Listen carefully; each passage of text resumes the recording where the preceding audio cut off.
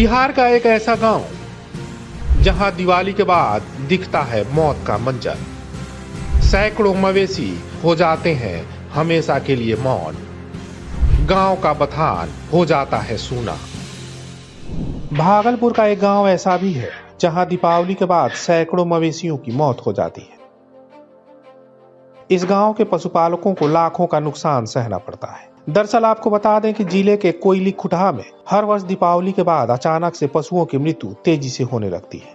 ऐसी घटना इस गांव में तकरीबन 12 वर्षों से लगातार होती आ रही है, लेकिन इसकी सूचना प्रशासन को अभी तक नहीं है। जब पशुपालक पशुओं की चिकित्सा के लिए डॉक्टर को बुलाते हैं तो डॉक्टर भी कुछ साफ साफ नहीं कह पाते। लेकिन गांव वालों का कहना है कि पशु को सर्रा बीमारी पकड़ लेती है, जिससे उसकी तुरंत ही मृत्यु हो जाती है। दिवाली के बाद से माल जाल की बीमारी बहुत फैला है और कोई टेर पता नहीं लगता है कौन है। गांव गुहार को इधर उधर डॉक्टर बुलाता है, झट से ना देखता है, हाँ ये चीज़ है वो चीज़ है, बता दिया, इधर उधर दवा सुइया भोंक करके चले गए, पैसा ले करके उस चले गए। उधर जाता है, इधर लुंघड़ जाता है माल। कितने वर्षों से ऐसा हो रहा है? वही 10-12 होगा, 10-11 आप लोग इसको लेकर कहीं किसी को लिखे हैं या नहीं, लिखे उखे नहीं है, झूठ नहीं बोलेंगे, लिखे उखे नहीं है। हम लोग डॉक्टरे पर रहते हैं कि आया है, कोई सरकारी कभी नहीं आया। हाल के दिनों की बात करें तो दीपावली पर्व समाप्त हुए कुछ ही दिन बीते हैं और कोयली खुटहा गांव में एक के बाद एक करके सैकड़ों पशु मर गए।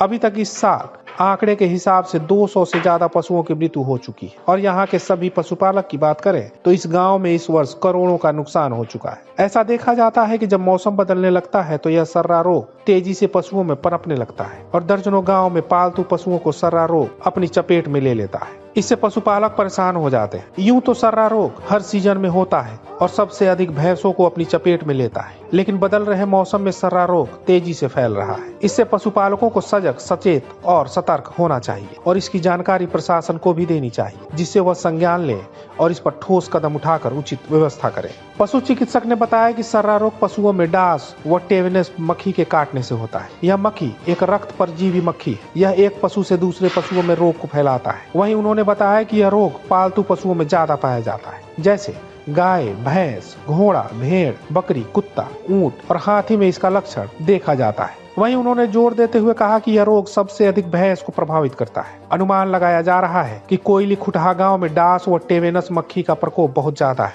जिसके चलते पूरे गांव के पशु एक एक कर मर जाते हैं, जिससे पशुपालकों को लाखों रुपए की क्षति होती है। आँख बहुत कड़ा हो जाता है, लाड़ बहुत गिरता है।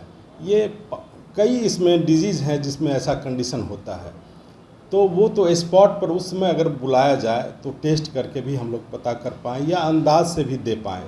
तो मोटा मोटी हमारे पास जो 33 तरह का दवा अवेलेबल है उसमें सारा चीज़ कंट्रोल हो जाने का उम्मीद हमको है। तो बस इतना ही है। हाँ, जागरूकता ज़रूर वहाँ आना चाहिए।